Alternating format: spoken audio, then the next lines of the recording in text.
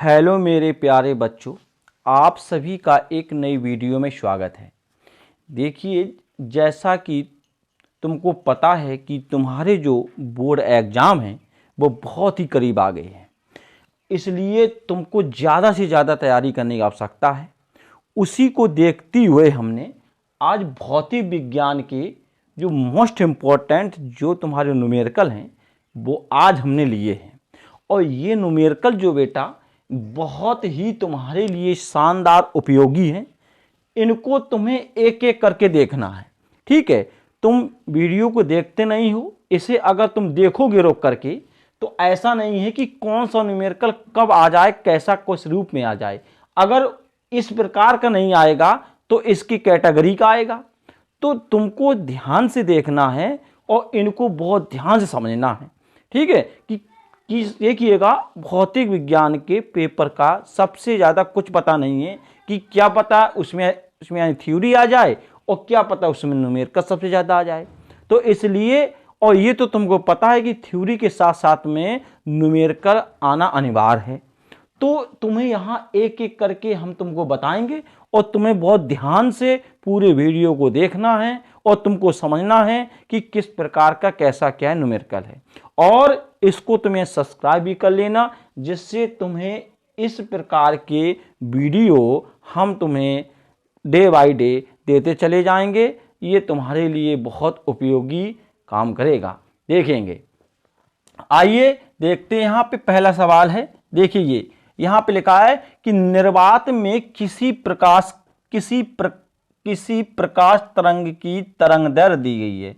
और तुम बेटा लोग जानते हो कि यहाँ पे जो तरंग दैर्ध्य को हम प्रदर्शित करते हैं, किससे प्रदर्शित करते हैं हम? लैम्डा से। और इसमें क्या लिखा? एंगस्ट्रॉम लिखा है। और तुमको ये पता होगा कि एक एंगस्ट्रॉम बराबर कितना होता है? 10⁻⁻10 मीटर होता है। ये तुम लोग भली भांति पूर्वक जानते होगे। अच्छा, अब क्या है, फिर कहता है आगे। अच्छा, फिर यहाँ देखिएगा अभी और इसे कर लीजिएगा सॉल्व। तो 4800 एंगस्ट्रॉम है और 10⁻10 का करोगे तो यहाँ से कितनी, या तो चाहो तो 4.8, ये दशमलव है, और यहाँ से कितनी घातें चली जाएंगी? 3, तो कितना बचेगा? तो ये लैम्डा का जो मान निकल के आ गया, जो वैल्यू इसकी निकल के आई, वो 4.8 गुणित 10⁻7 मीटर निकल के आ चुकी है। अब यहां देखना, यदि कह रहा कि जल का अपवर्तनांक, हम अपवर्तनांक को n से प्रदर्शित करते हैं, ठीक है ना। तो यहां देखेंगे हम, जो n बराबर दिया गया है वो 4 बटे कितना है? 3 है, ठीक है। इस बात है, कहता है कि इसकी तरंग दैर्ध्य ज्ञात कीजिए। अच्छा, एक ये लैम्डा है तो हमसे कह रहा है जल है, तो इसलिए यहाँ पे हमें लैम्डा W को ज्ञात करने के लिए बोला गया है, ठीक है। ये सवाल जो है, ये सवाल ये 2023 में इसमें यानी पूछा गया सवाल है। तो इस सवाल को विशेष कर देखना, हो सकता है कि यही सवाल आ जाए या इस कैटेगरी का सवाल आ जाए, तो इसका कुछ पता नहीं है, इसलिए तुमको देखना है। इसे बहुत ध्यान से देखिए, हमने बहुत अच्छे सवाल लिए हैं, सब नए सवाल और सब अलग हटके हैं, कुछ एनसीईआरटी के भी हैं यहाँ पे। तो देखिए, तो ये हो गया, हमको पता है कि n बराबर फॉर्मूला होता है लैम्डा अपॉन लैम्डा W। इसे ध्यान रखो, देखो आ गया ना। तो हमें ज्ञात क्या करना है यहाँ? Lambda W। तो लैम्डा W बराबर लैम्डा अपॉन कितना हो गया? n हो गया। इस सूत्र को तुम्हें याद रखना है बेटा, इसको ध्यान रखना। तो लैम्डा W बराबर, तो लैम्डा का मान हमारे पास कितना है? 4.8 गुणित 10⁻7 है, ठीक है। और यहाँ पे जो n का मान है कितना है? 4/3 है। तो ये 3 जो है तुम्हारा कहाँ पहुंच जाएगा? ऊपर निकल जाएगा। तो 4.8 गुणित 10⁻7 और 3, और कितना हो गया बेटा? ये 4 बटा, तो 4 से इसे काटेंगे हम, तो 4 एकम 4, 4 दूनी 8, कितना हो गया? 1.2 आ गया। और इसका जब 3 में इसका गुणा कर देंगे तो कितना आ जाएगा? 3.6 गुणित 10⁻7, और ये अभी आया किस में? हमारा मीटर में। और अगर वो कहेगा, बोला कि इसको एंगस्ट्रॉम में करना है, तो बेटा कितना हो जाएगा? 3600 एंगस्ट्रॉम निकल के ये तुम्हारा आंसर जो था राइट यही है, ये निकल के आ गया, हमने इसे एंगस्ट्रॉम में यानी बदल दिया। ठीक है ना। तो देखना ये सवाल है छोटा, लेकिन इसे अगर हम इस फॉर्मूले में अगर जरा भी अगर ये याद नहीं है फॉर्मूला, तो हम इस सवाल से हाथ धो बैठेंगे, मतलब इसे नहीं सॉल्व कर पाएंगे। तो इसलिए इस सवाल को देखा तुमने, इसी प्रकार से और एक नया सवाल बताएंगे। ठीक है, इसी प्रकार से एक नया सवाल और बताएंगे तुम्हें, जो बहुत ही अच्छा होगा। देखना तुम इसको भी देखो। ये अब यहां आइएगा, ये भांति भांति प्रकार के सवाल देखिएगा तुम। अच्छा, अब यहां देखना, ये दूसरे नंबर का सवाल, इस टाइप का सवाल लगभग मिलता ही है, आता ही है। ध्यान रखना कि दो तरंगों की तीव्रताओं का अनुपात, देखो दो तरंगों की तीव्रताओं का अनुपात I1 अपॉन I2 बराबर सीधे लिखेंगे 1 अपॉन कितना हो गया, 9 हो गया। ठीक है ना। है तो यदि दोनों तरंगें व्यतिकरण करती हों तो कहता है कि परिणामी तरंग की अधिकतम और न्यूनतम तीव्रताओं का अनुपात ज्ञात करना है। ठीक है, बात जाने, हम कहते अधिकतम तो I मैक्सिमम और I मिनिमम है, अधिकतम तीव्रताओं, इनका अनुपात ज्ञात करने के लिए बोला गया है हमें।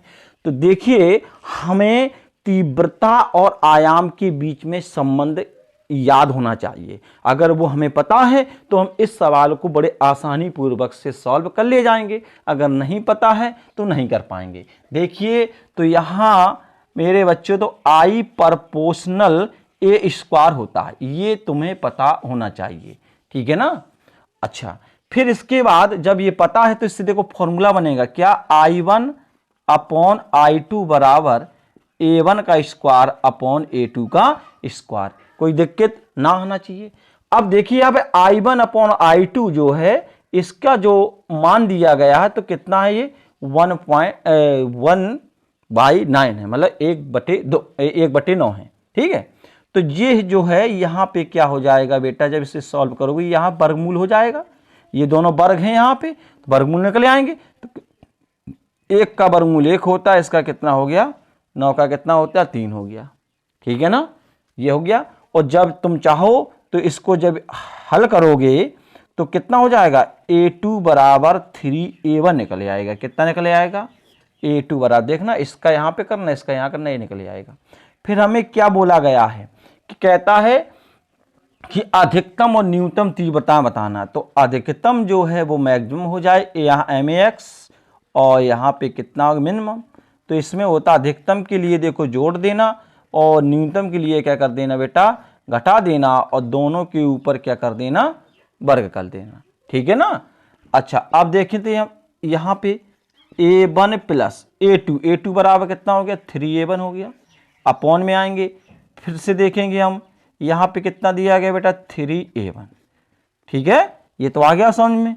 यहाँ देखें, इनको दोनों को क्या कर देंगे, हम जोड़ देंगे, 3 और 1 जोड़ेंगे, कितना हो गया, 4A1। और जब इसको इससे घटाओगे तो ये माइनस का कितना हो जाएगा बेटा, 2A1। ठीक है, तो यहाँ पे A1 से A1 को काट देंगे, और यहाँ इसको इससे काट देंगे। ठीक है, तो हमें कितना मिलेगा, 2 मिलेगा, माइनस का 1 नीचे मिलेगा, तो करेंगे 4 हो जाए, कितना 1 हो जाएगा। तो इसका जो अनुपात निकल के आ गया बेटा, कितना आ गया, वो 4:1। ठीक है, ये इस टाइप का सवाल एक बनता है, लगभग वो आता है, इसलिए इस सवाल को देख लेना। अब जो इसके बाद जो सवाल आएगा, ये सवाल तुम्हारे लिए नया होगा एकदम, और ये आया हुआ सवाल है, और बहुत अच्छा सवाल है। देखिएगा, इसमें ध्यान से देखिएगा, इसमें इस सवाल को बहुत ध्यान से देखना। ये अलग सवाल है, जिस प्रकार से हमने ये ऊपर बताया इसी प्रकार से इस सवाल देखिए। इसमें लिखा 9I प्लस 4I तीव्रता की दो तरंगों की परिणामी तीव्रता ज्ञात कीजिए। कब, कि जब तरंगें कैसी, कहते हैं कला संबद्ध हो और कला असंबद्ध हो। देखिए, एकदम नया सवाल है ये। ठीक है ना, ऐसे सवालों में अच्छी पकड़ रखिएगा, ऐसे सवालों को देखिएगा, क्योंकि ये NCERT पे आधारित है और आया हुआ सवाल है। अच्छे सवाल चुन के लाए हम, इनको देखिए बहुत ध्यान से। ठीक है, अब आइए, इसमें कह रहे हैं 9I और तथा 4I तीव्रता की दो तरंगें। तो देखिएगा, हम मान लीजिए यहाँ पे क्या करेंगे, I1 बराबर 9I हो गया, और यहाँ पे हमें मिलेगा I2 बराबर कितना हो गया, यहाँ पे 4I हो गया। ठीक है, ये हमने मान लिए। अब इनके कहता है कि परिणामी तीव्रता, पहले क्या कहा, कला संबद्ध हो, ध्यान देना, पहले क्या कह रहा है, कला संबद्ध हो। ठीक है ना, इसमें पहली बात कर रहा है वो। तो देखिए इसके लिए तुमने एक फॉर्मूला पढ़ा होगा, बहुत ध्यान से अगर याद हो, I1 प्लस I2 और प्लस 2 अंडर रूट I1 और कितना होता है I2। ये तुमको याद होगा, ना याद हो तो इस फॉर्मूले को याद रख लेना बच्चों, ये तुम्हारे लिए बहुत इंपॉर्टेंट है।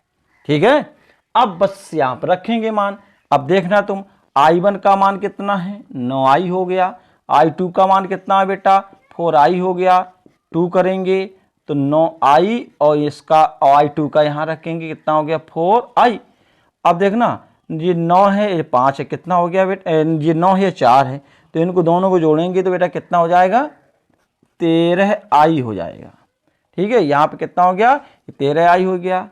यहाँ क्या करेंगे, प्लस करेंगे 2, अब इन दोनों करेंगे 36 हो गया और ये I स्क्वायर हो गया। तो यहाँ 13I तुम्हारा बना हुआ है।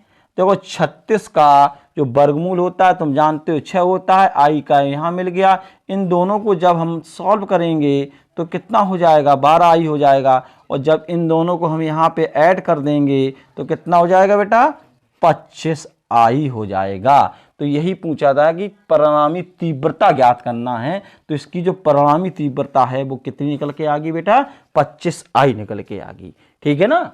अच्छा, अब इसके बाद देखना इसका सेकंड नंबर का सवाल क्या कहता है, वो कला असंबद्ध हो। जब कला असंबद्ध होते हैं तो ये फॉर्मूला जो होता है वो डायरेक्ट इन दोनों के योग के बराबर हो जाता है। इस बात में ध्यान रखना अच्छी तरीके से। ठीक है, तो यहाँ रखेंगे तो हमारे पास I1 का मान 9I है, यहाँ पे कितना, ये 4I है, और इन दोनों को जोड़ देंगे कितना हो जाएगा बेटा, 13I हो जाएगा। इसका ये राइट आंसर। ये सवाल अलग हटके सवाल हैं, इन सवालों में अच्छी पकड़ रखिएगा। ठीक है ना। अब हम आगे बताते हैं तुम्हें अगले नंबर का सवाल। ठीक है ना, इसे देख लीजिएगा बहुत ध्यानपूर्वक। अच्छा, अब उसमें देखिएगा उसमें क्या कह रहा है, ये सवाल भी देखिएगा। ठीक है, अब इसमें चौथे नंबर का सवाल है, यहां पे तुमको ध्यान देना है। यंग के दुख रेखा छिद्र प्रयोग में स्लेंट है, स्लेंट जानते हो, इनकी बीच की दूरी स्लेंट हो या द्विझरी हो या वो हो, देखिए तो इसमें स्लेंट कितनी, इनके बीच की दूरी मिलीमीटर में दी गई है।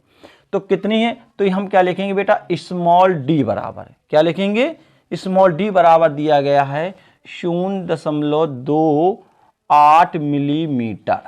बहुत अच्छे, इससे हम बदलेंगे बेटा, क्योंकि बदलना है एमकेएस पद्धति में। तो 2.8 हो गया और मिलीमीटर में करेंगे तो 10 की घात -3 कितना हो गया, मीटर हो गया। अगर और अच्छा बदलना चाहते हो तो देखिए ये जो यहाँ पे दशमलव लगा है इससे बिल्कुल इधर यहाँ ले जाओ, तो 2 अंक जैसे यहाँ बढ़ेंगे तो इसमें घात कितनी हो जाएगी, पूरी 5 बेटा हो जाएगी। ठीक है, अगर ऊपर ही कुछ सॉल्व कर लेंगे तो सवाल को हल करने में बहुत आसानी हो जाएगी हमको।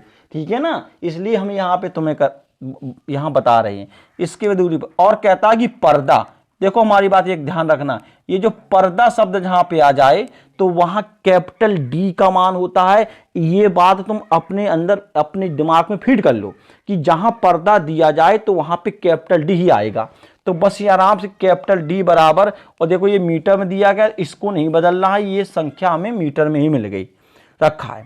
केंद्रीय दीप्त फ्रिंज और चौथी, ये भी ध्यान देखना, कितनी बात कर रहा है वो, चौथी की बात कर रहा है, चौथी। तो अगर चौथी की बात कर रहा है तो m बराबर कितना हो जाएगा, 4 हो जाएगा। है चौथी दीप्त फ्रिंज के बीच की दूरी, अब इन दोनों की बीच की दूरी होती है वो x से प्रदर्शित करेंगे, कैसे, x से, और 1.2 सेंटीमीटर है यहाँ पे, तो इससे हम बदलेंगे बेटा कैसे में, मीटर में। तो ये हमारा इतना निकल गया। अगर और इसे सॉल्व करना चाहते हो बहुत अच्छी तरीके से तो इसको दशमलव को भी यहां से हटा ले जाओ और इसे यहां से मीटर में बना ले जाओ। ठीक है, इतना हो गया। ये क्या है, ये मीटर है ये बेटा। ठीक है, ये मीटर में यहां निकल के आ गया। ठीक है, अब आगे बढ़ेंगे हम। अब क्या क्या पूछा गया, कहता है कि प्रयोग में प्रयुक्त प्रकाश की तरंग दैर्ध्य एवं दीप्त फ्रिंज की चौड़ाई ज्ञात कीजिए। यहाँ पे दो चीजें पूछेगी हमसे, कहता है कि यहाँ तुम लैम्डा बता दो हमें, और फिर से यहाँ दीप्त फ्रिंज की चौड़ाई पूछ दी।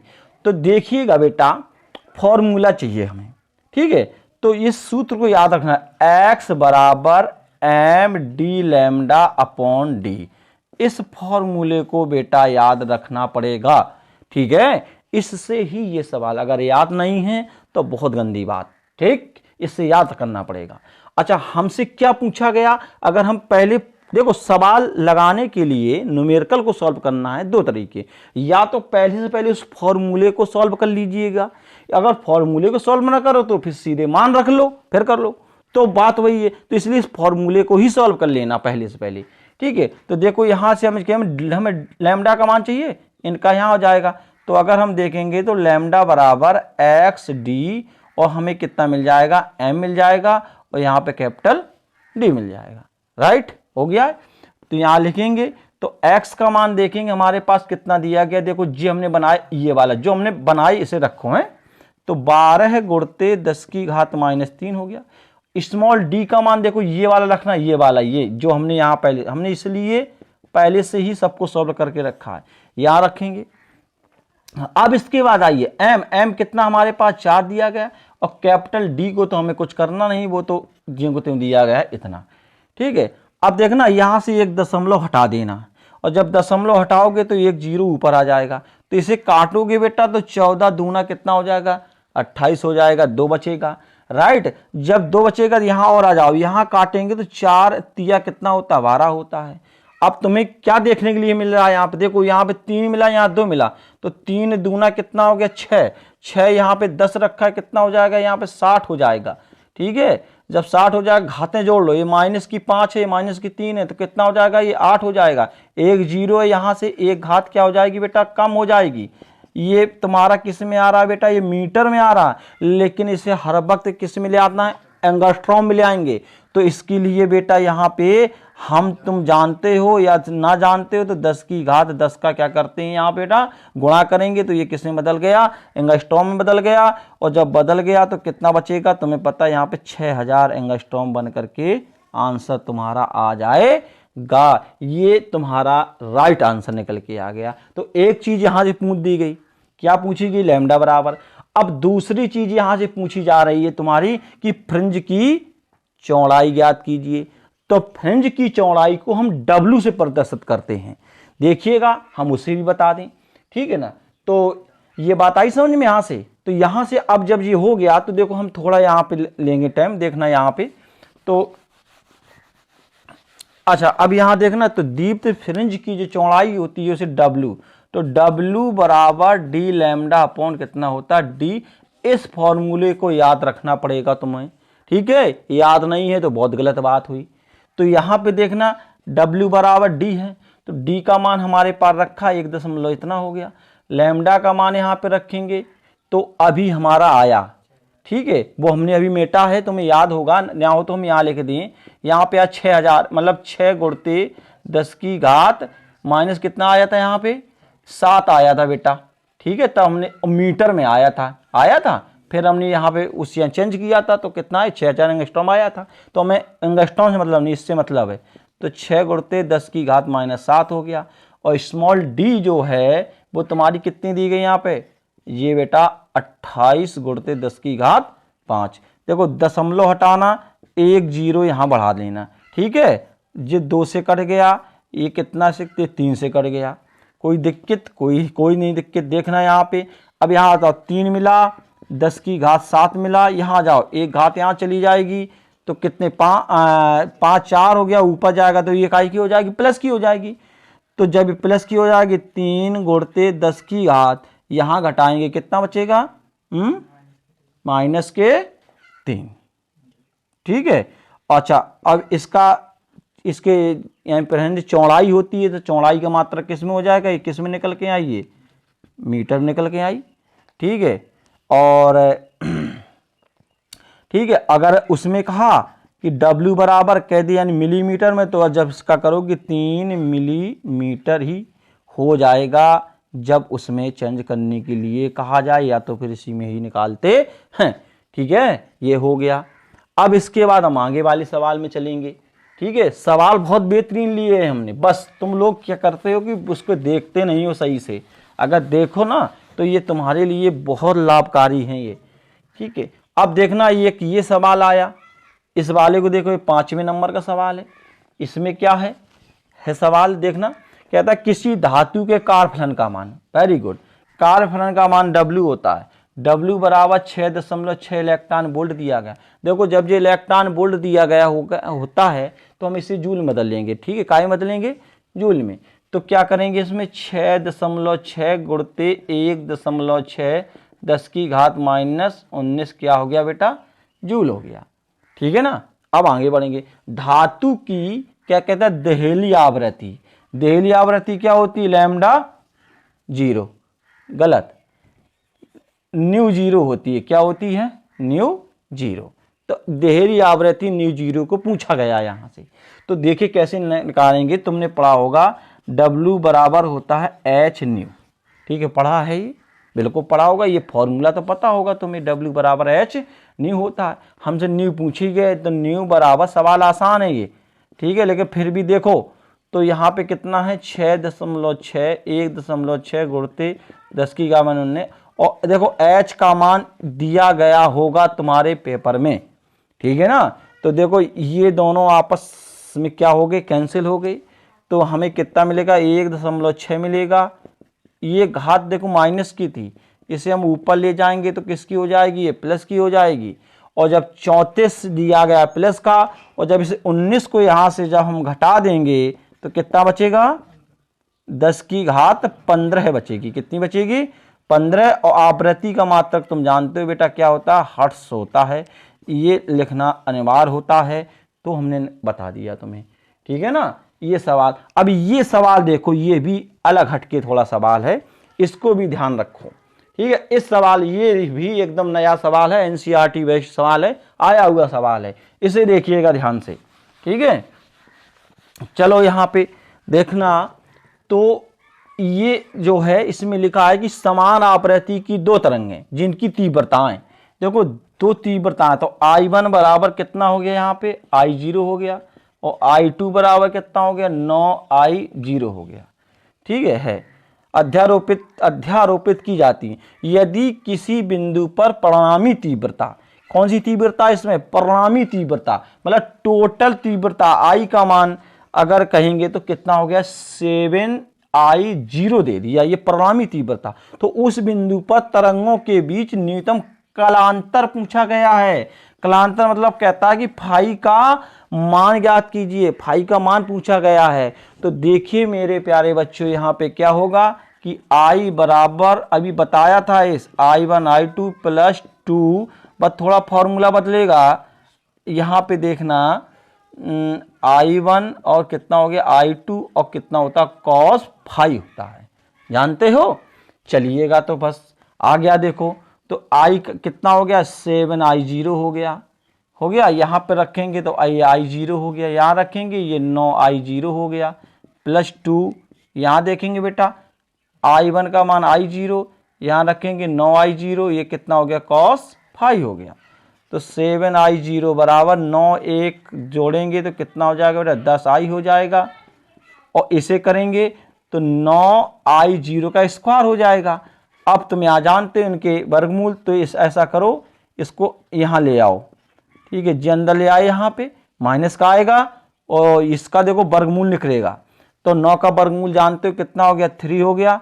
और ये वर्ग से वर्गमूल क्या हो जाएगा, कट जाएगा। तो यहाँ पे कितना मिला, cos फाई मिला। तो करेंगे यहाँ कितना हो गया, 3I0 हो गया, और यहाँ पे 3 दूनी 6I0 और कितना हो गया, cos फाई हो गया। ठीक है, तो अब हमें क्या करना है, देखो I0 से I0 काट दो, इसे नीचे ले आओ, यहाँ पे 3 बटा कितना 6 हो जाएगा बेटा, cos फाई हो गया। इसे काटना तो 1 बटा में कितना हो जाए, 2 मिल गया जाएगा। अब देखेंगे cos में माइनस का 1 बटा 2 कितने अंश का मान होता है, तो जो होता है बेटा cos 120 अंश का मान। तो हमसे देखो कलांतर ही पूछा गया था, तो ये कलांतर जो था निकल के ये हमारा आ गया। ठीक ठीक है ना। थे ये बेहतरीन सवाल। अच्छा, अब इसके बाद जो इस 7वें नंबर का जो सवाल दिया गया है, तो इसे ध्यान, तुम लोग चाहो तो इसको तुम सॉल्व कर सकते हो, बहुत आसान। ये तो सिंपल सवाल था। देखिएगा, दो प्रकाश तरंगों की तीव्रता का अनुपात ना, उनके आयामों का अनुपात ज्ञात कीजिए। ये तो आ जाएगा तुम्हें बहुत। देखिएगा, I1/I2 बराबर कितना है बेटा, 81 अनुपात दिया, 49 दिया। अब हमने बताया था इनके बीच में संबंध होता है, वो संबंध तुम जानते हो हैं। तो I1/I2 और A1 का स्क्वायर और A2 का स्क्वायर, ये मान रखे हैं। 81 हो गया, ये बेटा 49 हो गया। तो A1/A2 है, तो यहाँ पे इसका क्या कर देंगे बेटा, वर्गमूल निकाल लेंगे। ठीक है ना। 81 कितना हो गया, 49 हो गया है। ये तो तुमको आ जाएगा। 9 हो गया, 7 हो गया। इनके बीच में क्या अनुपात ज्ञात कीजिए। अनुपात तो कितना हो गया, 9 अनुपात कितना, 7। यही हमारा आंसर था। ठीक है। तो आज के सवाल बहुत हिट सवाल रहे, बहुत बेहतरीन सवाल लेके आए। इनको देखिएगा और बस इसको यहाँ सब्सक्राइब कर लीजिएगा। इसी प्रकार के हम और भी तुम्हें न्यूमेरिकल जो अच्छे अच्छे सवाल हैं, जो सब अलग हटके हैं और जो ज़्यादा पूछने की संभावना है, हम तुमको बराबर कराएंगे। बस लगे रहिए तो मेरे प्यारे बच्चों। जय हिंद।